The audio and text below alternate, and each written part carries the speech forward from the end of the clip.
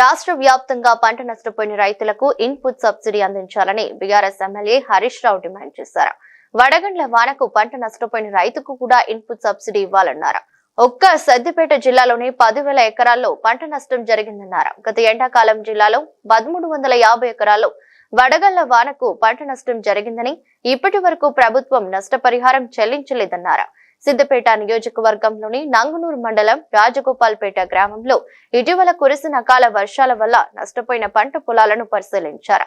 రైతులను అడిగి వివరాలు తెలుసుకున్నారు. అనంతరం మాట్లాడుతూ వడగండ్ల వానతో రైతులు తీవ్రమైన ఆందోళనలో ఉన్నారన్నారు. రాగుల బాలయ్య అనే రైతు ఆయన సతీమణి బాలమ్మలకు 3 ఎకరాల పొలం ఉందని, 2 లక్షల పైనున్న రుణాన్ని అప్పు తెచ్చి కట్టామని, ఇంకా రుణమాఫీ కాలేదని ఆవేదన వ్యక్తం చేస్తున్నారని తెలిపారు.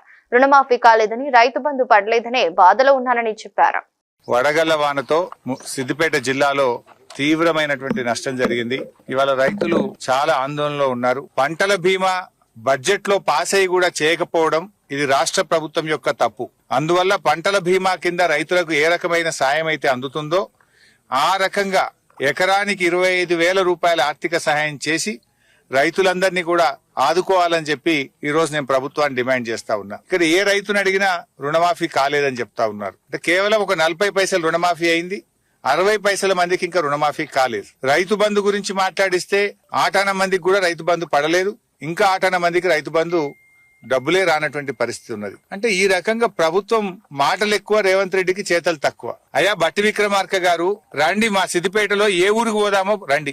లేదు నీ మదిర నియోజకవర్గంలో ఏ ఊరికి రమ్మంటే వస్తా, అందరికీ రుణమాఫీ అయితే నేను ముక్కు నేలకు రాస్తా, నువ్వు రాస్తావా అని అడిగిన. అసెంబ్లీలో కూర్చొని మాట్లాడుతుండ్రు తప్ప ఇలా గ్రామాల్లోకి వచ్చి మీరు మాట్లాడతలేరు. పాపం మా రైతుల పరిస్థితి ఏంది? ఇప్పుడు ఇక్కడ పెద్ద ఆయన కొంతం నర్సయ్య ఇలా మాట్లాడిస్తే పాపం వాళ్ళ రైతులు నాకు రైతు బంధు పడలేదు, రుణమాఫీ కాలేదు, దాని సోపతికి ఇప్పుడు వడగళ్ల వాన పడి పంట అంతా కూడా నష్టమైందని చాలా బాధపడుతున్నటువంటి పరిస్థితి.